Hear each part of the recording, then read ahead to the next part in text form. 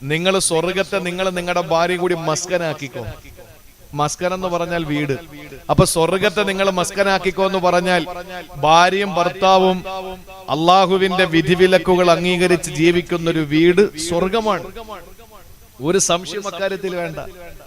ഭാര്യ, മക്കൾ, മാതാപിതാക്കൾ സന്തോഷത്തോടു കൂടി ഒരു വീട്ടിൽ കഴിയുന്നു. നമ്മുടെ ഈ കുറക്കോട് എന്ന് പറയുന്ന ഈ പ്രദേശത്ത് ഒരു വാപ്പ, ഒരു ഉമ്മ, അവരുടെ കുഞ്ഞു മക്കള്, അല്ലെങ്കിൽ വാപ്പ, ഉമ്മ, മരുമകൾ, മകൻ, അവരുടെ ഫാമിലി, അല്ലെങ്കിൽ മകൾ, മരുമകൻ, അവരുടെ ഫാമിലി, അങ്ങനെ എല്ലാവരും സന്തോഷത്തോടു കൂടി ദീനനുസരിച്ച് ജീവിക്കുന്നവരായാൽ ഇവർക്ക് കിട്ടുന്ന പ്രതിഫലം എന്തെന്നറിയോ? നാളെ മരണപ്പെടുമ്പോ ജന്നാത്തു അദിനിൻ യദ്ഖുലൂനഹ. ഈ പറഞ്ഞ അദിൻ, ജന്നാത്തു അദിനിൻ, ഈ പറഞ്ഞ സ്ഥലം ഉണ്ടല്ലോ, എവിടെ? ഇപ്പൊ തൊട്ട് മുമ്പ് പറഞ്ഞ എന്താണ്? വമസാകിന ത്വയ്യിബതൻ ഫീ ജന്നാത്തി അദിൻ. ഏദൻ തോട്ടത്തിൽ നിങ്ങൾക്ക് പരിശുദ്ധ ഭവനം തരുമെന്ന് പറഞ്ഞു. ആ ഭവനത്തിൽ പോകാൻ കാരണം ജന്നാത്തു അദിനി യദ്ഖുലൂനഹ വമൻ സലഹ മിൻ ആബാഇഹിം വഅസ്വാജിഹിം വദുരിയാതിഹിം. വിശുദ്ധ ഖുർആൻ. അവന്റെ കുടുംബം, ഭാര്യയാണെങ്കിൽ ഭർത്താവ്, ഭർത്താവാണെങ്കിൽ ഭാര്യ, മക്കള്, മാതാപിതാക്കൾ എല്ലാവരോടൊപ്പം സുഖമായിട്ട് അവര് സ്വർഗത്തിൽ താമസിക്കുമെന്നാണ്. അപ്പൊ അവിടെ പോകണമെങ്കിൽ ഇവിടെ നമ്മുടെ വീട് സ്വർഗമാകണം. നമ്മുടെ വീട് സ്വർഗമാകണം. അതിന് നമ്മുടെ വീട് ത്വയ്യിബത്താകണം. നമ്മുടെ ഭവനം ത്വയ്യിബത്താകണം. എന്റെ പ്രിയപ്പെട്ടവരെ, നാട് ത്വയ്യിബത്തായ പോരാ. നമ്മുടെ നാട് ത്വയ്യിബത്തായ പോരാ. നമ്മുടെ മണ്ണ് ത്വയ്യിബത്തായ പോരാ. നമ്മുടെ വീട്ടിന്റെ മുന്നിൽ നിൽക്കുന്ന വൃക്ഷം ത്വയ്യിബത്തായ പോരാ. ആ വൃക്ഷത്തിൽ തഴുകി തലോടി പോകുന്ന ഇളം തെന്നലാകുന്ന ആ കാറ്റുകൾ പരിശുദ്ധമായ പോരാ. നമ്മുടെ വീട് പരിശുദ്ധമാകണ്ടേ. പരിശുദ്ധമായ ഭവനം നാളെ അള്ളാന്റെ സ്വർഗലോകത്ത് ആ കുടുംബാദികളോടൊപ്പം നാളെ കിടക്കാൻ പറ്റുമെന്നാണ്. എന്റെ പ്രിയപ്പെട്ടവരെ, അങ്ങനെ വീടായി, ഒരു നാടായി, നാട്ടിലെ മണ്ണായി, ഒരു മനോഹരമായ വീടായി, വീടിന്റെ മുറ്റത്ത് മരങ്ങളായി, എല്ലാമായി. ഇനിയൊരു കല്യാണം കഴിക്കണ്ടേ? ഇനിയൊരു കല്യാണം കഴിക്കണ്ടേ? ഇനിയൊരു വിവാഹം കഴിക്കണം. അതിനെന്താ വേണ്ടത്? കഴിക്കാൻ പോകുന്ന പെണ്ണും ത്വയ്യിബത്താകണം. കഴിക്കാൻ പോകുന്ന പെണ്ണും. ഇത് എത്രയും ഖുർആനാണ് ഈ പറയുന്നത്. കഴിക്കുന്ന ഫുഡ് ഹലാൽ ഫുഡ് മാത്രമല്ല. അത് മനസ്സിലാക്കാൻ വേണ്ടി ഞാൻ പറയാൻ, നിങ്ങൾ വിവാഹം കഴിക്കുന്ന പെണ്ണ് അതാകണം, ത്വയ്യിബത്താകണം. അതാണ് അല്ലാഹ് സൂറത്തുൻ നിസായിലൂടെ പറഞ്ഞത്. ഫൻകിഹൂ മാ ത്വാബ ലക്കും മിനൻ നിസാ മസ്നാ വസുലാസ വറുബാ ഫഇൻ ഖിഫ്തും അല്ലാ തഅദിലൂ ഫവാഹിദാ. അല്ലാഹ് പറയുകയാണ്, ഫൻകിഹൂ, നിങ്ങൾ നിക്കാഹ് കഴിക്കുക, മാ ത്വാബ ലക്കും, നിങ്ങൾക്ക് പരിശുദ്ധമായതിനെ. ത്വാബ എന്ന് പറഞ്ഞാൽ ത്വയ്യിബത്തായതിനെ. ത്വാബ എന്ന് പറഞ്ഞാൽ പരിശുദ്ധമായതിനെ. സ്ത്രീകളിൽ നിന്ന് പരിശുദ്ധവതികളെ കല്യാണം കഴിക്കണം. ഗൗരവത്തോടെ കേൾക്കണേ, ഒരല്പം ഒന്ന് ശ്രദ്ധിക്കണം. ഇന്ന് പാർലമെന്റിൽ ഒരു തീരുമാനം വന്നോ ഇല്ലെന്ന് അറിയില്ല. വന്നോ? എന്ത് പറഞ്ഞു? 2 ദിവസം, 2 വർഷം, 2 വർഷം കഴിഞ്ഞ്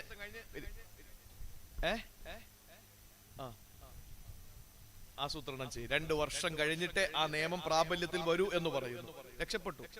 എന്താ കാര്യം എന്നറിയോ? പ്രസിഡന്റ് ഒപ്പിടണമെങ്കിൽ 2 വർഷം കഴിയണം. ഒരു നിമിഷം നിങ്ങളൊന്ന് ആലോചിച്ച് നോക്കിയേ. ഈ സമുദായം എത്ര വേദനിച്ചെന്നറിയോ? ഈ സമുദായത്തിന് 18 വയസ്സുള്ളപ്പോ കെട്ടിച്ചു വിട്ട് ബാധ്യത ഒഴിക്കണമെന്നുള്ളത് കൊണ്ടല്ല. 18 വയസ്സായി ഒരു പെണ്ണിന്റെ പ്രായത്തിന്റെ മനോഹാരിത എന്ന് പറയുന്നത് എത്ര വയസ്സാണ്? 17 to 18. അതാണ് എഴുത്തുകാരും ചിന്തകരും മുഴുവനും പറയുന്നത്. മധുര 21കാരി എന്ന് പറയില്ല. പറയുന്നത് എന്താ? മധുര 17 എന്ന് പറഞ്ഞ എന്താണ്? ആ പ്രായമാണ് നല്ല പ്രായം. പക്വതയില്ലെന്ന് ആര് പറഞ്ഞു? പക്വതയില്ലെന്ന് ആരാ പറഞ്ഞത്? ഇന്നത്തെ പെൺകുട്ടികൾക്ക് പക്വത വരുന്നത് 17ാമത്തെ വയസ്സിൽ. അവർക്ക് പക്വത വരില്ലേ? ആ പക്വത വരുന്ന ഒരു പെണ്ണിനെ വിവാഹം കഴിപ്പിച്ചയക്കുന്നതിനു വേണ്ടി തീരുമാനമെടുക്കുമ്പോൾ ആ തീരുമാനമെടുക്കുന്ന പ്രിയപ്പെട്ട വാപ്പ കഷ്ടപ്പെട്ട് തന്റെ പൊന്നുമോളെ നിക്കാഹ് കഴിപ്പിച്ച്, അല്ലെങ്കിൽ ഒരു പ്രൊപ്പോസൽ വന്ന് അതിനു വേണ്ടി പണിയെടുത്ത് എൻഗേജ്മെന്റ് കഴിഞ്ഞാൽ എത്ര മാതാപിതാക്കൾ വിളിച്ചു പറഞ്ഞിട്ടുണ്ടെന്നറിയോ? ഒന്ന് നിക്കാഹ് കഴിച്ചെങ്കിലും വെക്കണം ഉസ്താദേ, അവർ തമ്മിൽ ഫോൺ വിളിയുണ്ട്, അവര് ഇടയ്ക്കൊക്കെ സ്കൂളിലും കോളേജിലും പോയി കാണുന്നുണ്ട്.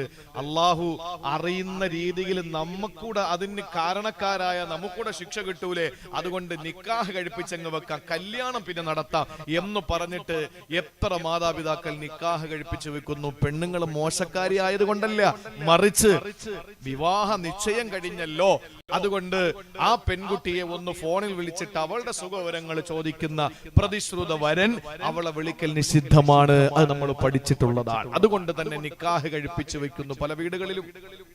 ഞാനൊന്ന് ചോദിച്ചോട്ടെ, ഈ 21 വയസ്സ് വേണോന്ന് പറയുമ്പോൾ എന്താ സംഭവിക്കുന്നതെന്നറിയോ? ഇവിടെ ഒരാൾ പ്രായപൂർത്തിയാകുന്ന പ്രായം 18ആണ്. വോട്ടർ പട്ടികയിൽ നമുക്ക് പേര് വരികയും വോട്ടവകാശം വരികയും ചെയ്തത് 18ാമത്തെ വയസ്സാണ്, അല്ലേ? 21 അല്ലല്ലോ, 18 വയസ്സായ ഒരു, ഞാൻ വളരെ സിമ്പിൾ ആയിട്ട് പറഞ്ഞുതരാം. 21 വയസ്സ് വേണം വിവാഹത്തിന് എന്ന് പറയുന്നതിലുള്ള അതിന്റെ പിന്നിലുള്ള ഒരു അപ്രായോഗികത അതാണ് ഈ പറയാൻ പോകുന്നത്. എന്താണെന്നറിയോ? 18 വയസ്സായ ഒരു പെണ്ണ്, കൊറക്കോടുള്ള ഒരു പെണ്ണ്, 18 വയസ്സായ കൊറക്കോടുള്ള ഒരു ചെറുപ്പക്കാരൻ, രണ്ടുപേരും ഇവിടെ ഈ വഴിയരികിൽ നിന്നുകൊണ്ട് അവരുടെ ഇഷ്ടത്തിനൊത്ത് എന്ത് ചെയ്താലും നമുക്കൊന്നും പറയാൻ പറ്റില്ല. ഇനി നമ്മൾ കൊണ്ടൊന്ന് കേസ് കൊടുത്തെന്നിരിക്കട്ടെ, വാപ്പ കണ്ടിട്ട് കേസ് കൊടുത്തെന്നിരിക്കട്ടെ, കോടതിയിൽ വിളിപ്പിച്ചിട്ട് പെണ്ണിനോട് ചോദിക്കും, എന്തായി ചെയ്തത്? നിന്റെ ഇഷ്ടപ്രകാരം തന്നെയാണോ? അതെ, എന്റെ ഇഷ്ടപ്രകാരമാണ്. ശരി, പൊക്കോളൂ, ഇന്ത്യയുടെ നിയമം അതാ, നിങ്ങളെ വെറുതെ വിട്ടിരിക്കുന്നു, സ്വയം ഇഷ്ടപ്രകാരം ചെയ്തതല്ലേ, അതുകൊണ്ട് കുഴപ്പമില്ല. എന്നാൽ ആ വാപ്പ കരഞ്ഞുകൊണ്ട് വീട്ടിൽ വന്നു.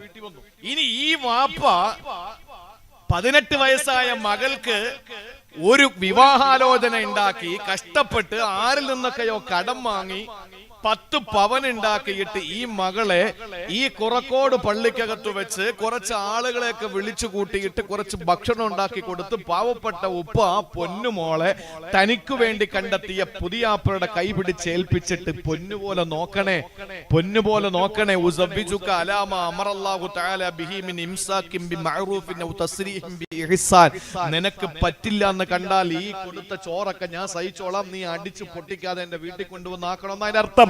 അങ്ങനെ ഒരു പെണ്ണിന്റെ വാപ്പ പെണ്ണിനെ ഒരു പുതിയാപ്പയുടെ കയ്യിൽ പിടിച്ചേൽപ്പിക്കുന്നത് 18ാമത്തെ വയസ്സിലാണെങ്കിൽ പ്രസിഡന്റ് ഒപ്പുവെച്ചാൽ വാപ്പാകത്ത് പോകും. ഇതേ പെണ്ണ് വേറൊരു പുരുഷനുമായിട്ട് എവിടെയെങ്കിലും സല്ലപിക്കുന്നത് കണ്ടാൽ വാപ്പ പരാതി കൊടുത്താലും വാപ്പാക്കെതിരെ വല്ല പെണ്ണിനെതിരെ കേസ് ഉണ്ടാവൂല. കാരണം സ്വന്തം ഇഷ്ടപ്രകാരം എന്തുമാവുന്ന കാലമാണ്. നിങ്ങളൊന്ന് ആലോചിച്ച് നോക്കിയേ, ഇതിൽ എന്ത് യുക്തിയാണ്? അനുവദനീയമായ മാർഗത്തിൽ ഒരു പെണ്ണിനെ വിവാഹം കഴിപ്പിച്ചയക്കാനുള്ള സൗകര്യം നിഷേധിക്കപ്പെടുന്നു. അതേപോലെ ആ പെണ്ണിന് 18 വയസ്സായി കഴിഞ്ഞാൽ ആരുമായിട്ടും എന്തുമാകാൻ കഴിയുന്നു എന്നൊരവസ്ഥ എത്തപ്പെടുന്നു. അങ്ങനെ ഒരു രാജ്യത്തിന് നിയമമുണ്ടായാൽ ഒന്ന് ചിന്തിച്ചു നോക്കിയേ. അള്ളാഹു നമുക്ക് മനസ്സിലാക്കാനുള്ള തൗഫീക്ക് തരട്ടെ. അതുകൊണ്ട് എന്ത് വില കൊടുത്തും ആ വിഷയത്തിനെതിരെ, അല്ലാതെ മുസ്ലിം ഉമ്മത്തിനെ സംബന്ധിച്ചിടത്തോളം 21 വയസ്സ് വരെ നമ്മൾക്ക് നമ്മുടെ മക്കൾക്ക് ഭക്ഷണം കൊടുക്കുന്നതിന് തടസ്സമുണ്ടെന്നോ അല്ലെങ്കിൽ നമുക്കെതിരെ ബാധ്യതയാണെന്നോ ഉള്ളതിന്റെ പേരിലല്ല, മറിച്ച് ആ പ്രിയപ്പെട്ട പൊന്നുമോളെ അനുവദനീയമായ മാർഗത്തിൽ അവളെ ഒരു മനുഷ്യന്റെ കയ്യിൽ ഏൽപ്പിച്ചിട്ട് ആ ഒരു കടമ പൂർത്തീകരിച്ച് ആ പ്രിയപ്പെട്ട മകൾ നല്ലൊരു ജീവിതം കാണാനുള്ള ആഗ്രഹത്തിന്റെ പേരിലാണ്. അപ്പൊ നമ്മൾ വിവാഹം കഴിക്കാൻ വേണ്ടിയിട്ട് തിരഞ്ഞെടുക്കുന്ന പെണ്ണാരാകണം? ത്വയ്യിബത്താകണം. അതാണ് അല്ലാഹ് പറഞ്ഞത്, ത്വയ്യിബത്തായ നിലയിലുള്ള പെണ്ണുങ്ങളെ നീ വിവാഹം കഴിക്കണം. എങ്ങനെ? മസ്ന 2 എണ്ണം വേണോ? സുലാസ് 3 എണ്ണം വേണോ?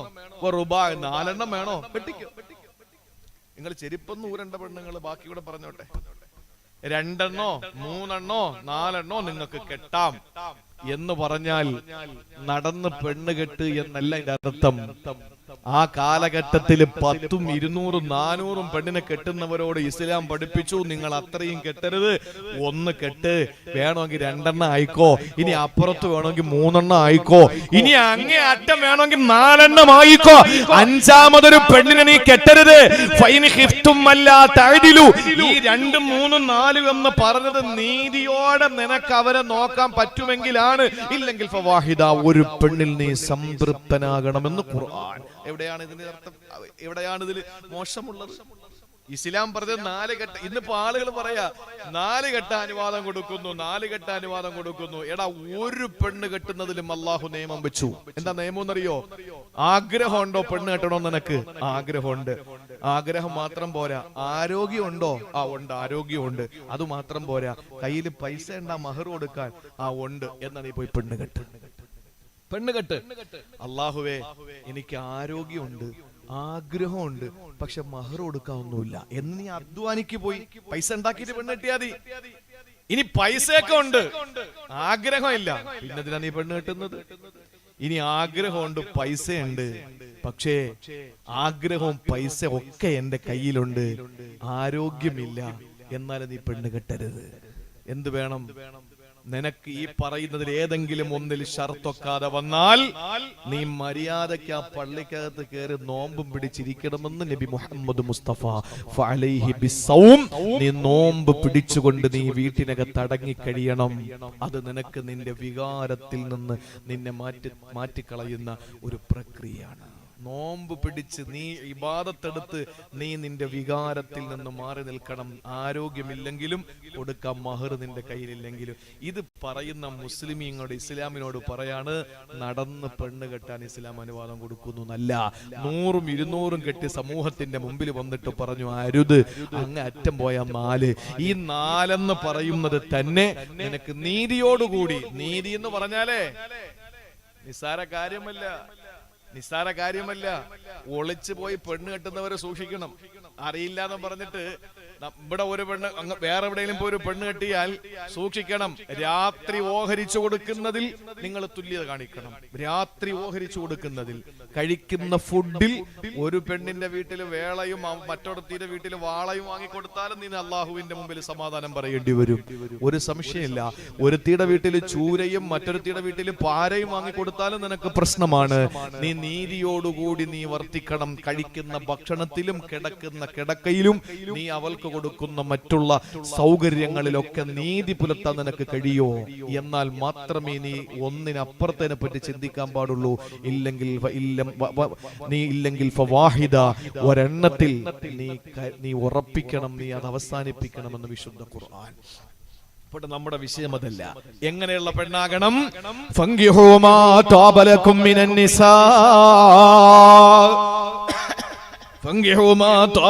മിനൻ നിസാ, പെണ്ണുങ്ങളിൽ ത്വയ്യിബത്തായതിനെ നീ കല്യാണം കഴിക്കണമെന്ന വിശദീകരിക്കുന്നില്ല പ്രിയപ്പെട്ടവരെ. അപ്പൊ വീട്ടിനകത്തെ ഭാര്യ വന്നു, ആ ഭാര്യ ത്വയ്യിബത്തായി, അത് കഴിഞ്ഞാൽ പിന്നെ ഉള്ളത് എന്താണ്? ആ ഭാര്യയോടൊപ്പം തന്റെ ജീവിതത്തില് അള്ളാഹു 1 കൊല്ലം കഴിയുമ്പോ 9 മാസം 10 ദിവസം കഴിയുമ്പോ നിനക്ക് തരുന്നത് പൊന്നുമക്കളാണ്. ആ മക്കളും ത്വയ്യിബത്താകണമെന്ന മഹാനായ സക്കരിയ നബി അലൈഹിസ്സലാമിന്റെ ദുആ പഠിപ്പിക്കുന്നത്.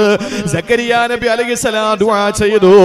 എന്തിനാ ദുആ ചെയ്തതെന്നറിയോ സഹോദരങ്ങളെ? ഒരു സന്താനത്തിന് വേണ്ടി സക്കരിയ നബി ദുആ രക്കുകയാണ്. ഖാല റബ്ബി ഹബിലി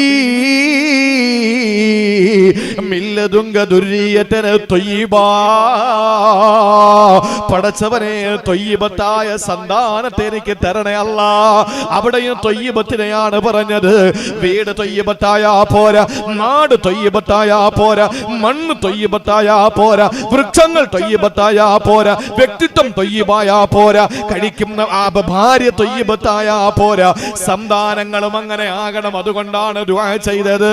റബ്ബി ഹബിലി മിൻ ലദുങ്ക ദുർരിയതൻ ത്വയ്യിബാ. പടച്ചവനെ, ത്വയ്യിബത്തായ ഒരു ദുർരിയത്തിനെ എനിക്ക് തരണേ അല്ലാ. ഇന്ന് മക്കള് പിഴച്ചു പോകുമ്പോൾ ദ്വാരക്കുന്നു അല്ലേ? എപ്പോഴാ ദ്വാരക്കേണ്ടത്? ദുആ ചെയ്യേണ്ടത് മക്കള് പിഴച്ചു പോകുമ്പോ ആ മക്കളെ കൈ പിടിച്ചിട്ട് നേരെ കൊണ്ടുവന്ന് ഉസ്താദിന്റെ മുമ്പിൽ എത്തിയിട്ട് പറയുന്നു, ഉസ്താദേ, നിങ്ങൾ എങ്ങനെയെങ്കിലും ഒന്ന് ദ്വാരെന്ന് നന്നാക്കിത്താ, നിങ്ങളൊരു നൂലെങ്കിലും ഓതി കൊടുത്തിട്ടൊന്ന് നന്നാക്കിത്ത. ഇത് പറയേണ്ടത് മക്കള് കഞ്ചാവ് വെച്ച് നടക്കുന്ന പ്രായത്തിലല്ല. അടക്കയാണെങ്കിൽ നമ്മുടെ ഈ അരയിൽ വെക്കാം, പക്ഷെ അടക്ക മരമായ പിന്നെ വെക്കാൻ പറ്റൂല. എന്ന് പറഞ്ഞാലും മക്കൾ പിഴച്ചിട്ടല്ല ദുആരക്കേണ്ടത്. സക്കരിയ നബി ദുആരന്നത് എപ്പോഴാണ്? ഹന്ന ബീവി മറിയം ബീവിക്ക് വേണ്ടി ദുആരന്നത് എപ്പോഴാണ്? സഹോദരങ്ങളെ, ഇബ്രാഹിം നബി അലൈഹിസ്സലാം ഇസ്മായിൽ എന്ന പ്രവാചകന് വേണ്ടി ദുആരന്നത് എപ്പോഴാണ്? സക്കരിയ നബി തനിക്ക് വരാൻ പോകുന്ന പുത്രനെ പറ്റി ദുആരന്നത് ഭാര്യ ഗർഭിണിയായപ്പോഴല്ല, സഹോദരങ്ങളെ പ്രസവിച്ചതിന് ശേഷമല്ല, മക്കൾ വളർന്നു വരുമ്പോഴല്ല, വളർച്ച മുരടിക്കുമ്പോഴല്ല, മതപരമായി പിന്നോക്കം നിൽക്കുമ്പോഴല്ല, എപ്പോഴാണ് വിവാഹ പ്രായമെത്തുമ്പോ, വിവാഹം കഴിക്കുമ്പോ, ആ സമയത്ത് നീ ദുആരക്കണ റബ്ബി ഹബിലി ദുരിയതന ത്വയ്യിബാ, അല്ലാഹുവേ ത്വയ്യിബത്തായ സന്താനങ്ങളെ തരണേ അല്ലാ. എന്നാ നീയോ ദുആരക്കുന്നില്ല. നിനക്ക് വേണ്ടി ദുആരക്കുമ്പോഴെങ്കിലും ഒരു ആമീൻ പറ. അതാണ് നിക്കാഹിന്റെ സദസ്സുകളുടെ നോക്ക്. നിക്കാഹിന്റെ സദസ്സിൽ നോക്ക്, പുതിയാപ്പിളയെ കൊണ്ടിരുത്തിയിട്ട് എല്ലാം കഴിഞ്ഞ് കബുൽത്തും അതുപോലെ തന്നെ കബൂലും ഈജാബും ഒക്കെ കഴിഞ്ഞ് എല്ലാം കഴിഞ്ഞിട്ട് ഞാൻ നിങ്ങളുടെ മകളെ പിന്നെ എന്റെ മകളെ നിങ്ങൾക്ക് വിവാഹം കഴിപ്പിച്ച് തന്നിരിക്കുന്നു എന്നൊക്കെ പറഞ്ഞു സല്ലല്ലാഹു തആല വസല്ലം എല്ലാം പറഞ്ഞിട്ട് ഫാത്തിഹ ഫാത്തിഹ അടിച്ചിട്ട് ഫാത്തിഹയും ഇഖ്ലാസും മുഅവ്വദത്തൈനിയും ഒക്കെ ഓതിയിട്ട് ഖതീബ് ദുആരക്കും. നമ്മൾ കരുതുന്നത് എന്താ? ഇത് മഹല്ലിന്റെ സംവിധാനത്തിന്റെ ഒരു മാമൂലാണത്രേ. ദുആ ചെയ്യാതെ ഇമാമ് സദസ്യത്തിന് എഴുതി വന്നു നോക്കട്ടെ. ആ പള്ളിയിൽ അടുത്ത ഇമാമ് സുബഹിക്ക് വേറെ ഇമാമ് വരും. നിക്കാഹിന്റെ വേദിയിൽ നിന്ന് ഇമാമ് ദുആരക്കാതെ ഇറങ്ങി വന്നു നോക്കട്ടെ, എന്താ സംഭവിക്കുക? ആ പള്ളിയിൽ വേറെ ഇമാമാകും. നീ അങ്ങനെ അല്ലെങ്കിൽ വേറെ ഏതെങ്കിലും വകുപ്പിന്റെ പള്ളിയായിരിക്കണം. ഈ അടുത്ത സമയത്ത് പറഞ്ഞ ഒരു നിക്കാഹിന് വിളിച്ചിരുന്ന സഹോദരൻ, ഞാൻ പറഞ്ഞു ഞാൻ ഉണ്ടാവൂല. അവൻ പറഞ്ഞു ഒന്ന് വന്നെങ്കിൽ കൊള്ളാം. ഞാൻ പറഞ്ഞു ഞാൻ ഉണ്ടാവുമെങ്കിൽ വരാന്ന് പറഞ്ഞു. അപ്പൊ പിറ്റേന്ന് തന്നെ വിളിച്ചിട്ട് പറഞ്ഞു നിങ്ങൾ ഇല്ലാത്ത തന്നെ നന്നായി, ആകെ പ്രശ്നമായി. എന്തു പറ്റി? അവര് ദുആ ചെയ്യാത്ത കൂട്ടരാ. അവര് ഈ നിക്കാഹ് കഴിഞ്ഞിട്ട് എനിക്ക് ഒരറ്റ പോക്ക്, ഒരറ്റ ഓട്ടം. അവര് പുതിയാപ്പിളക്ക് പിന്നെ ഈ ദുആ എന്നാൽ എന്ത്, ചെയ്തില്ലെങ്കിൽ എന്ത്? എടാ നീയോ ദുആരക്കുന്നില്ല, റബ്ബി ഹബിലി ദുരിയത്തൻ ത്വയ്യിബ, നീ ദുആരക്കുന്നില്ല. എന്നാൽ നിനക്ക് വേണ്ടിയിട്ടല്ലേ ഇമാം ദുആരക്കുന്നത്? അല്ലാഹുവേ അല്ലാഹുമ്മ ഖ്രിജ് ലഹുമാ ദുരിയത്തൻ ത്വയ്യിബതൻ തൻഫഉ ലഹുമാ ഫിദ് ദുനിയ വൽ ആഖിറ, ആഖിറത്തിലും ദുനിയാവിലും ഉപകരിക്കുന്ന മക്കളെ നീ കൊടുക്കണേ ഈ രണ്ട് ദമ്പതികൾക്ക് എന്ന് പറഞ്ഞ് ദുആരക്കുമ്പോ ഏവ ഇങ്ങനെ ആരൊക്കെ വന്നു ആരൊക്കെ വന്നില്ല വായി നോക്കി ഇങ്ങനെ ഇരിക്കായിട്ട് പിന്നെ ഷൂവും കോട്ടൊക്കെ ഇട്ടിട്ട് ഏവ ഇരുന്ന് ഒന്ന് ആമീൻ ആത്മാർത്ഥ. നീയോ ചെയ്യുന്നില്ല, നിനക്ക് വേണ്ടി ചെയ്യുമെങ്കിൽ ഒരു ആമീനെങ്കിലും പറഞ്ഞൂടെ? ഇത് ഇങ്ങനെയാണ് ദുആരക്കുന്നതെന്ന് അറിയണ്ടേ? എനിക്ക് എന്റെ ഭാര്യയും ഞാൻ ഭാര്യയെ സ്വീകരിക്കാൻ പോകുന്ന ഇന്നത്തെ ദിവസത്തിൽ എനിക്കുണ്ടാകുന്ന അല്ലെങ്കിൽ ഞങ്ങളുടെ രാത്രികളിൽ ഞങ്ങൾക്ക് റബ്ബ് തരാൻ പോകുന്ന കുഞ്ഞ് സന്തോഷമുള്ള അനുഗ്രഹീതനായ കുഞ്ഞാകാൻ വേണ്ടിയിട്ടാണ് ഈ മൊയ്ലിയാരെ ദുആരക്കുന്നത് എന്ന സാമാന്യ ഓർമ്മയെങ്കിലും ബോധമെങ്കിലും ചെറുപ്പക്കാർക്ക് വേണ്ടേ? അതുകൊണ്ട് പള്ളികളിൽ കൃത്യമായി കല്യാണത്തിന് മുമ്പ് അവർക്ക് വിവാഹവുമായി ബന്ധപ്പെട്ട നല്ലൊരു ക്ലാസ് കൊടുക്കാനുള്ള സംവിധാനങ്ങൾ ഉണ്ടാക്കണം. പള്ളികൾ വെറും ബാങ്ക് വിളിക്കാനും നിസ്കരിക്കാനും മാത്രമാക്കിയ പോരാ. പള്ളികൾ ഈ നാടിന്റെ സെക്രട്ടേറിയറ്റ് മന്ദിരമാണ്. ഈ കുറക്കോട് എന്ന് പറയുന്ന ഈ മുള്ളിക്കാടുള്ള ഏതെങ്കിലും ഒരു പാവപ്പെട്ട ഹിന്ദു പട്ടിണി കിടന്നാൽ, ഒരു ക്രിസ്ത്യാനി പട്ടിണി കിടന്നാൽ, ഒരു മുസ്ലിം പട്ടിണി കിടന്നാൽ അവർക്ക് നാളെ എന്ത് സൗകര്യം ചെയ്തു കൊടുക്കാമെന്നതിനെ പറ്റി ആലോചിക്കേണ്ട ഇസ്ലാമിന്റെ ഈ നാടിന്റെ സെക്രട്ടേറിയറ്റ് മന്ദിരമാണ് ഈ കാണുന്ന പള്ളി. ആ പള്ളിക്കകത്ത് വെച്ച് ഇവിടത്തെ ദാരിദ്ര്യ നിർമ്മാർജ്ജനം മദീന പള്ളിയിൽ ഹബീബായ നബി തങ്ങൾ പിരിവെടുത്തിട്ടുണ്ട്. വിശദീകരിക്കാൻ സമയമില്ല. അപ്പൊ ഒരു പള്ളി എന്ന് പറയുന്നത് കേവലം നമസ്കാരത്തിനും ബാങ്കിനും മാത്രമല്ല. പള്ളികൾ ഒരു നാടിന് ആവശ്യമായ എല്ലാം ഉണ്ടാവണം. അള്ളാഹുവെ, വടക്കോട്ടൊക്കെ പോയി കഴിഞ്ഞാൽ യാത്ര ചെയ്യുമ്പോ ഒന്ന് മൂത്രമൊഴിക്കാൻ ഇറങ്ങണമെന്ന് വിചാരിച്ച പള്ളി തുറന്നു കിടക്കും. കക്കൂസൊക്കെ ഗോദ്രജിന്റെ പൂട്ടിട്ടുണ്ടാവും. അതാണ് ഒരാള് എന്തെല്ലാം പ്രതീക്ഷയോടുകൂടി ആ പള്ളി കയറുന്നത്. ഒന്ന് മൂത്രമൊഴിക്കണം, പള്ളിയിലല്ല ബാത്റൂമില് മൂത്രമൊഴിക്കണം, എന്നിട്ട് ഒന്ന് ഒളു ചെയ്യണം, എന്നിട്ട് 2 റക്അത്ത് നിസ്കരിക്കണം. ഇതൊക്കെ നമ്മുടെ ആവശ്യമാണ്. അതൊക്കെ നമ്മുടെ പള്ളികളിലെ സൗകര്യം. അതിന് ഒരാളെ നിയമിക്കണം. അള്ളാഹ്ക്ക് പൈസ എന്തിനാണ്? പള്ളിയുടെ പൈസ അള്ളാഹ്ക്ക് എന്തിനാണ്? ഇന്ന് പറയുന്നത് എന്താ? കമ്മിറ്റിക്കാർ പറയുന്നത് പൈസ വലുതായിട്ടൊന്നും പൈസ ഇല്ല. എന്തിനാ പൈസ? അള്ളാഹ്ക്ക് ലാഭം പിടിച്ചിട്ട് എന്ത് ചെയ്യാനാ? അള്ളാഹ്ക്ക് നീക്കിയിരിപ്പ് എന്തിനാണ്? ഈ പൈസ പൊതുജനങ്ങൾ കൊടുക്കുന്നത് പള്ളിയുടെ സുഗമമായ നടത്തിപ്പിന് വേണ്ടിയാണ്. നല്ല ഇമാമിനെ വെക്കണം, നല്ല മുഅദ്ദിനെ വെക്കണം, പള്ളി പരിപാലിക്കാൻ നല്ല അതിന്റെ പിന്നെ ശുചീകരണത്തിന് നല്ലൊരാളിനെ വെക്കണം. പരിശുദ്ധ ഹറമിൽ കണ്ടില്ലേ സഹോദരങ്ങളെ, സൗദി അറേബ്യയുടെ അതിന്റെ 90% റവന്യൂവും ഈ ഹറമുകളുടെ ആ നവീകരണത്തിന് വേണ്ടി വിനിയോഗിച്ചുകൊണ്ടിരിക്കാൻ. അവിടെ ചെന്ന പരിശുദ്ധ മസ്ജിദുൽ ഹറമിൽ കയറിയാൽ മത്താബ് വരെ നാവ് കൊണ്ടൊന്ന് നക്കി പോകാൻ വേണ്ടി തോന്നും നമുക്ക്. അത്രയും നല്ല ക്ലീനായി കിടക്കാൻ. എത്ര മനോഹരമാണ് അവരുടെ ക്ലീനിങ് തന്നെ. ആ ക്ലീനിങ് തൊഴിലാളികളെ ഒന്ന് തൊടുന്ന തന്നെ എത്ര പുണ്യമാണ്. ഒന്ന് ആലോചിച്ച് നോക്കൂ. പള്ളികൾ അങ്ങനെ ആക്കണം. ഇത് പള്ളിയിൽ ഒരു സൈഡിൽ പല്ലിത്തീട്ടം കിടക്കുന്ന, ഇവിടെ പിന്നെ കാട്ടിച്ചു വെച്ചിരിക്കുന്ന എന്തൊരു വൃത്തികേടാണ്. ഞാൻ പറയുന്നത് നമ്മുടെ പള്ളികളുടെ ലുക്ക് തന്നെ മാറണം. പള്ളിയിൽ നമ്മൾ കൃത്യമായി പള്ളിയിൽ ആ പള്ളി നമ്മുടെ നാടിന്റെ തന്നെ എല്ലാ കേന്ദ്രവും ആ പള്ളിയാകണം. ഒരു നാട്ടിലൊരു വിഷയമുണ്ടായ പള്ളിയിലാണ് പരിഹരിക്കേണ്ടത്. അത് ഇന്നത്തെ തലമുറയ്ക്ക് അറിയില്ല. ഈ പണ്ടുള്ള ആളുകൾ പറയുന്നത് എന്താണെന്നറിയോ? എന്തെങ്കിലും പറഞ്ഞാൽ അങ്ങ് പള്ളി ചെന്ന് പറഞ്ഞാൽ മതി എന്ന് പറഞ്ഞതിന്റെ അർത്ഥം എന്താ? പണ്ടുള്ള ആളുകൾക്കറിയാം പരിഹാരം പള്ളിയിലാണെന്ന്. അവരുടെ നാട്ടിലെ മുഴുവൻ പ്രശ്നങ്ങളുടെയും പരിഹാരം, കടകളിലെ തർക്കങ്ങളുടെ പരിഹാരം പള്ളിയിലായിരുന്നു. ഇന്ന് പള്ളിയിലെ വിഷയത്തിന്റെ പരിഹാരം കടകളിലാണ് നടക്കുന്നത്. പള്ളിയിലെ ഇമാമിനെ പിരിച്ചു വിടുന്നതിന്റെ ചർച്ച നടക്കുന്ന ചായക്കടയിലാണ്. പണ്ടെങ്ങനായിരുന്നു? പള്ളികളുടെ പുറത്ത് നടക്കുന്ന മുഴുവൻ ചർച്ചകളുടെയും പരിഹാരം പള്ളിയിലാണ്. അതുകൊണ്ടാ പറയുന്നത് പണ്ട് പള്ളിയിൽ പോയി പറയണമെന്ന്. എന്റെ പ്രിയപ്പെട്ട സഹോദരങ്ങളെ, അതുകൊണ്ട് നമ്മുടെ പള്ളികൾ അങ്ങനെയാകണം. അള്ളാഹു അനുഗ്രഹിക്കട്ടെ. അപ്പൊ ഞാൻ പറഞ്ഞു വന്നത്, നമ്മുടെ മക്കൾ നമുക്ക് അനുഗ്രഹീതമാകണം. അതിന് ദുആ ചെയ്യേണ്ടത് നിക്കാഹിന്റെ വേദിയിൽ വെച്ചാകണം ദ്വാരക്കേണ്ടത്. കല്യാണം കഴിക്കുന്ന സമയത്തും അതിനു മുമ്പുമാണ് റബ്ബേ എനിക്ക് തൊയ്യിബത്തായ മക്കളെ തരണേ എന്ന് പറയേണ്ടത്. അല്ലാതെ LKG കൊണ്ടുവന്നാക്കിയിട്ട് ടീച്ചറൊക്കെ മുഖത്തടിച്ചിട്ട് വരുന്ന മക്കളെ കൊണ്ടുവന്ന് നിർത്തിയിട്ട് പടച്ചോനെ ഇനി എത്ര ഏലസ് കിട്ടി കൊടുത്താലും ഈ മിന്നലേറ്റ അടിച്ചു പോകുന്നല്ലാതെ ഒരു രക്ഷയില്ല. ഒരിക്കലും ആ മക്കൾ നന്നാവൂല. നന്നാകേണ്ടത് തുടക്കത്തിലാണ്. അതുകൊണ്ട് ആദ്യമേ നമ്മൾ ദ്വാരക്കണം. അതാണ് സക്കരിയ നബി ദ്വാരന്നത്. നിന്റെ സന്താനം എങ്ങനെയാകണം? ഖാല റബ്ബി ഹബ്ലി മില്ലദുങ്ക ദുരിയതൻ ത്വയ്യിബതൻ ഇന്നക സമീഉദ് ദുആ. അല്ലാഹുവേ, നീ ദുആ കേൾക്കുന്നവനാണ്. അതുകൊണ്ട് എനിക്ക് നീ ഉത്തരം നൽകണേ അല്ലാ, ഉത്തരം നൽകണേ തമ്പുരാനേ. അപ്പൊ വീട്ടിലെ ഭാര്യ മക്കളൊക്കെ തൊയ്യിബത്തായി. അപ്പൊ എന്തൊക്കെയായി? നമ്മുടെ നാടായി, നാട്ടിലെ ഓരോ മണൽത്തരികളായി, നമ്മുടെ വീട്ടുമുറ്റത്ത് നിൽക്കുന്ന വൃക്ഷങ്ങളായി, നമ്മുടെ വീടായി, നമ്മുടെ ഭാര്യയായി, നമ്മുടെ മക്കളായി. അൽഹംദുലില്ലാഹ്, എല്ലാം തൊയ്യിബത്ത്, എല്ലാം തൊയ്യിബത്തായി. അങ്ങനെ മക്കളൊക്കെ ആകുമ്പോ നമ്മുടെ മനസ്സൊന്ന് മാറും. നമ്മൾ ചിന്തിക്കും, പടച്ചവനെ ഇനി പഴയതുപോലെ കളിച്ചു നടന്നാ പറ്റൂല. ഇനി പഴയതുപോലെ ഞാന് ആളുകളോടൊപ്പം കളിച്ചു നടന്നാ, കൂട്ടുകൂടി നടന്നാ പറ്റില്ല. ഇനി ഞാൻ മേലനങ്ങി പണിയെടുക്കണം. ഇനി ഞാൻ അധ്വാനിക്കണം.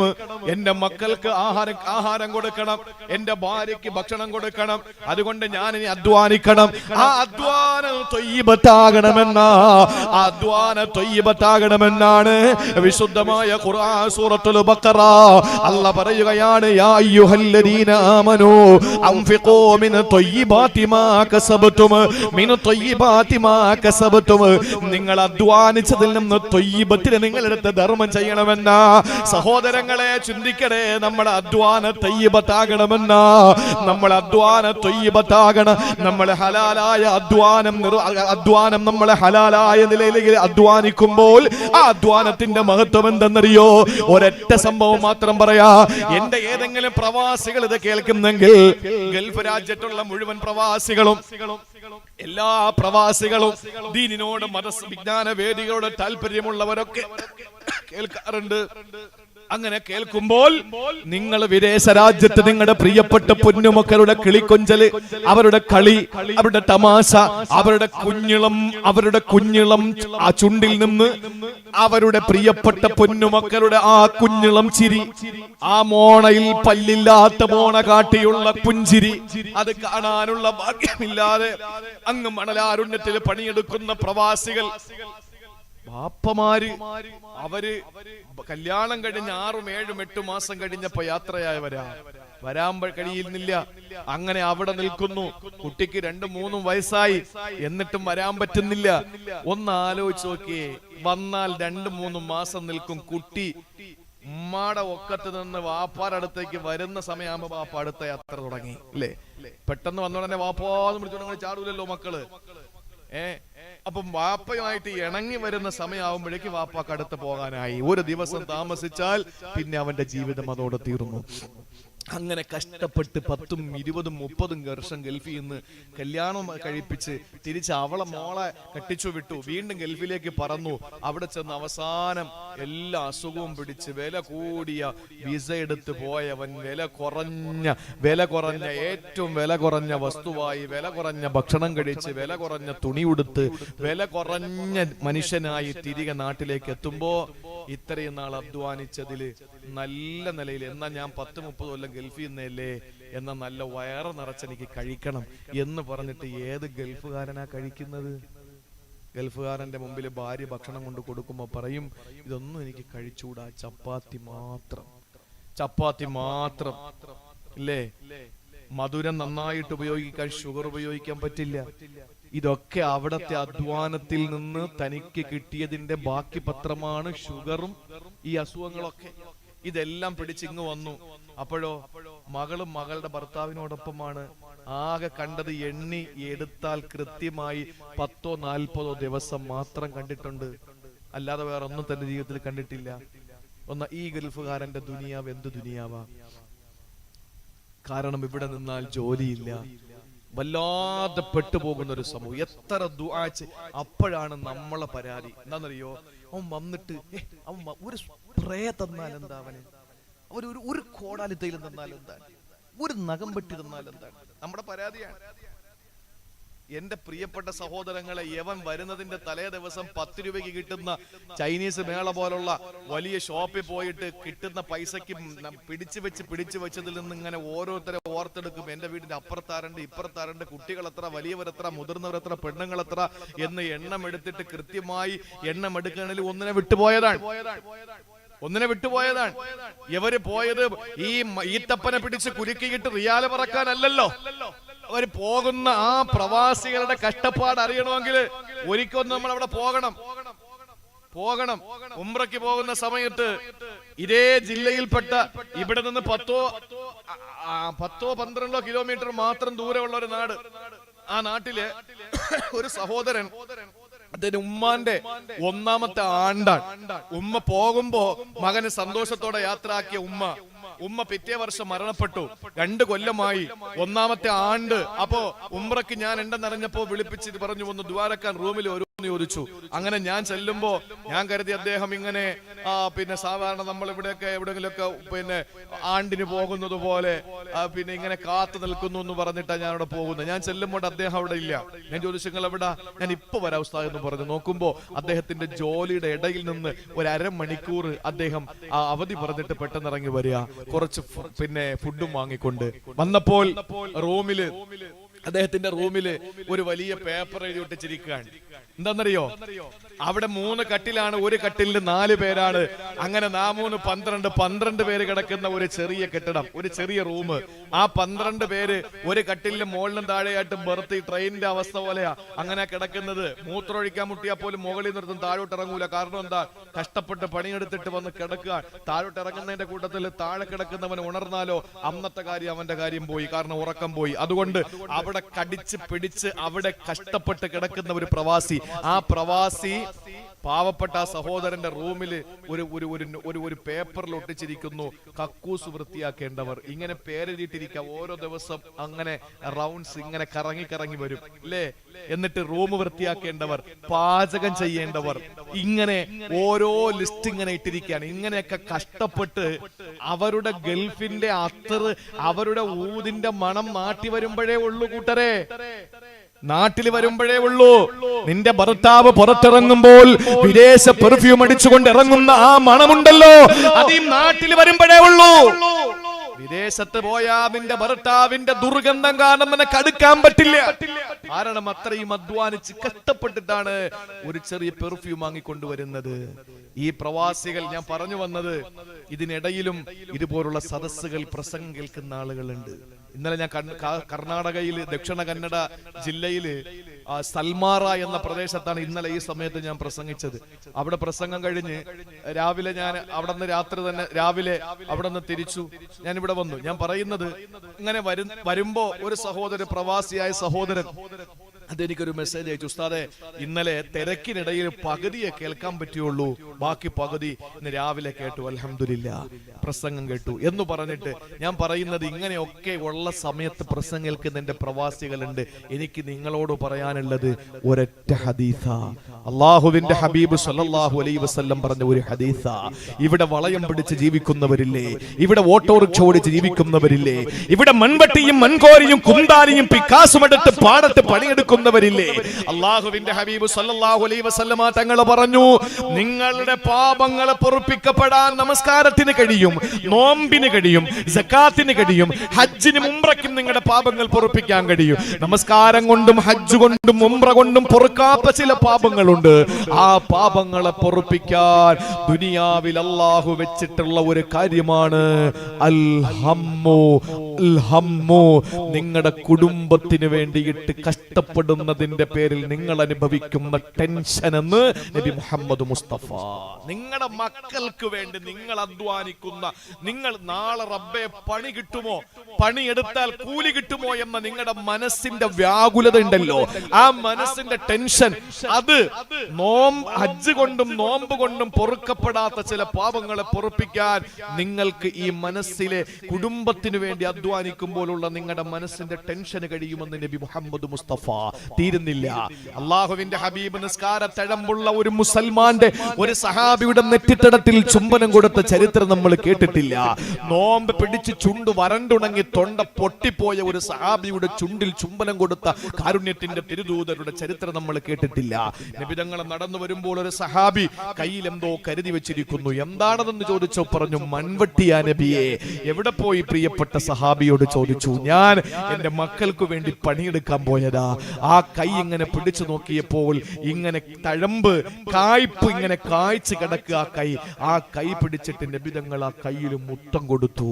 എന്നിട്ട് ആ കൈ പിടിച്ചിട്ട് സഹാബത്തിന്റെ നേരെ കാണിച്ചിട്ട് പറഞ്ഞു, സ്വർഗം കൈ നീട്ടി വാങ്ങുന്ന കൈ കാണണോ?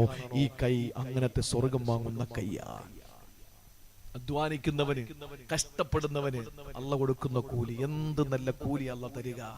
നമ്മൾ തെങ്ങിൽ കയറുമ്പോ, വളയം പിടിക്കുമ്പോ, നമ്മൾ ഹാൻഡിൽ പിടിക്കുമ്പോ, നമ്മൾ കുന്താലി കൊണ്ട് കിളക്കുമ്പോ, നമ്മൾ എന്ത് ജോലിയാണോ, ഒരു ബിസിനസ് നടത്തി, ഒരു കച്ചവടം, ഒരു ചെറിയ സ്റ്റേഷനറി കട നടത്തി, ഒരു ചായക്കട നടത്തി, ആ സമയത്ത് ആളുകൾ വരുമ്പോൾ നമ്മൾ തൂക്കി കൊടുക്കുന്നു, പൈസ വാങ്ങിയിടുന്നു, ചായ ഒഴിച്ചു കൊടുക്കുന്നു.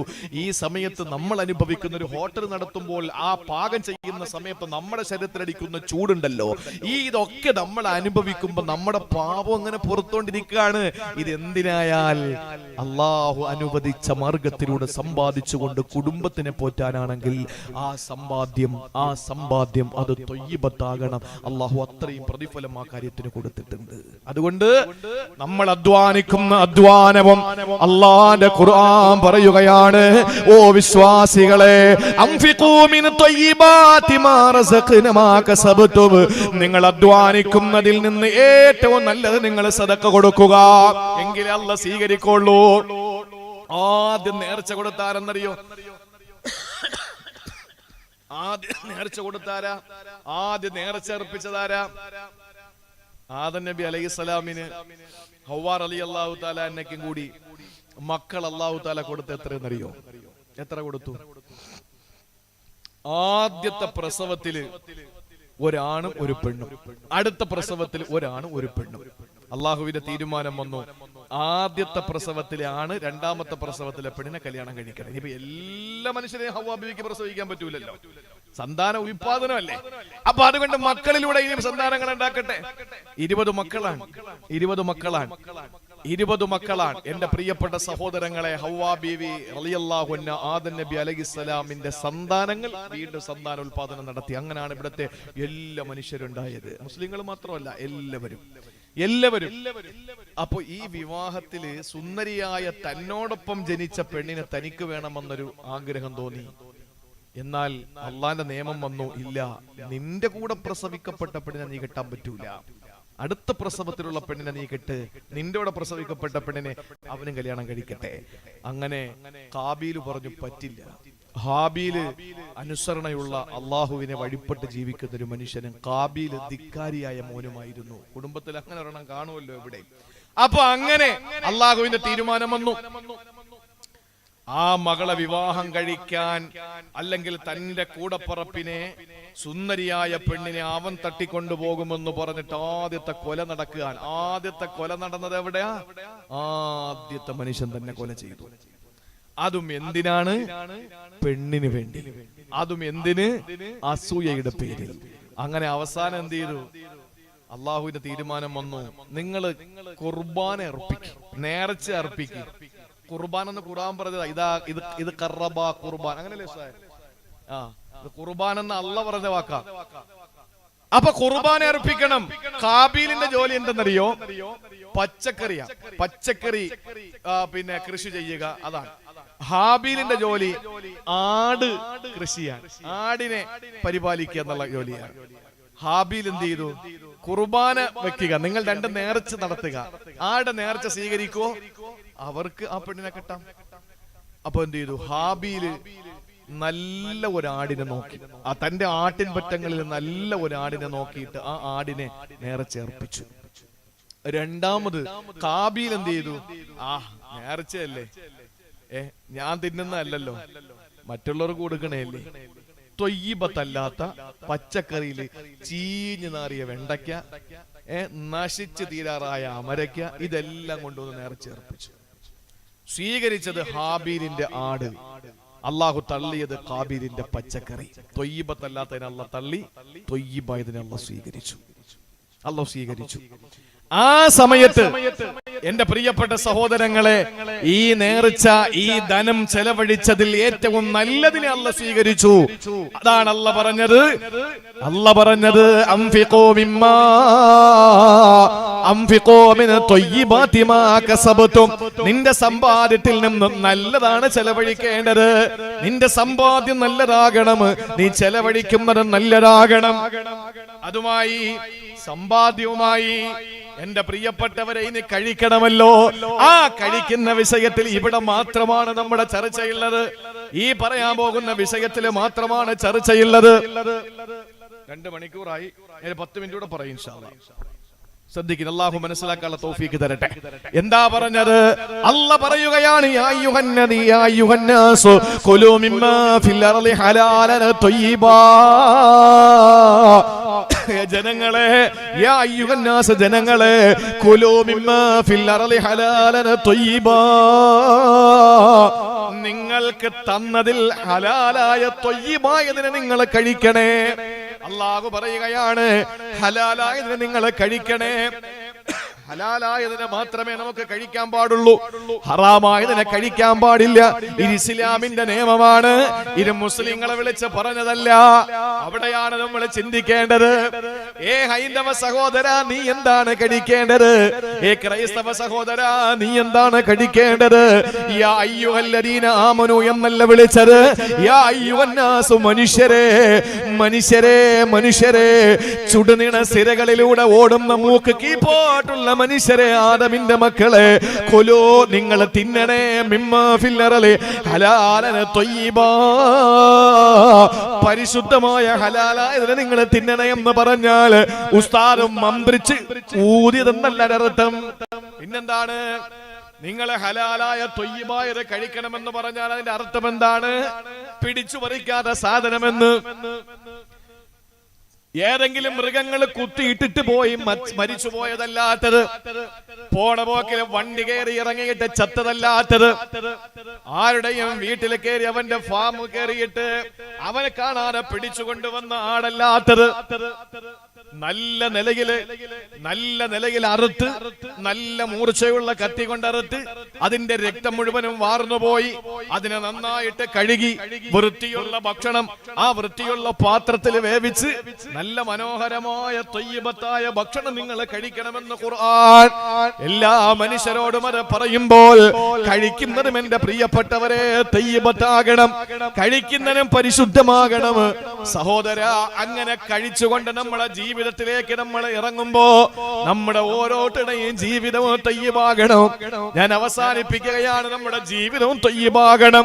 എങ്ങനെയാകണമെന്ന് അല്ലാഹ് പറയുകയാണ്, മൻ അമില സാലിഹൻ മിൻ ദക്കരിൻ ഔ ഉൻസാ വഹുവ മുഅ്മിനുൻ ഫലനുഹ്യിയന്നഹു ഹയാതൻ ത്വയ്യിബാ. അല്ലാഹുവിന്റെ വിശുദ്ധമായ ഖുർആൻ പറയുകയാണ്, മൻ അമില സാലിഹൻ, ആര് സൽക്കർമ്മം ചെയ്യുന്നുണ്ടോ, മിൻ ദക്കരിൻ, ആണാകട്ടെ, ഉൻസാ, പെണ്ണാകട്ടെ, അവർ സൽക്കർമ്മം ചെയ്യുന്നുണ്ട്. സൽക്കർമ്മം മാത്രം ചെയ്താ പോരാ. എത്ര എംപിമാര് നോമ്പ് പിടിക്കുന്നുണ്ട്, എത്ര MLA-മാര് നോമ്പ് പിടിക്കുന്നുണ്ട്. അമൽ ചെയ്തെന്ന് പറഞ്ഞിട്ട് കാര്യമില്ല. പക്ഷെ ഒരു ഡിമാൻഡ് കൂടിയുണ്ട്, മന അമില സാലിഹൻ, ആരെങ്കിലും സൽപ്രവൃത്തി ചെയ്താലും ദക്കരിന്, ആണാകട്ടെ, ഉൻസാ, പെണ്ണാകട്ടെ, വഹുവ മുഅ്മിനുൻ, അവൻ സത്യവിശ്വാസിയാണെങ്കിൽ, അവൻ അല്ലാഹുവിൽ വിശ്വാസമുണ്ടെങ്കിൽ, ഫലനുഹ്യിയന്നഹു ഹയാതൻ ത്വയ്യിബാ, അവന് ഞാൻ നല്ല ജീവിതം കൊടുക്കുന്നതാണ്, നല്ല ജീവിതം അവന് കൊടുക്കുന്നതാണ്.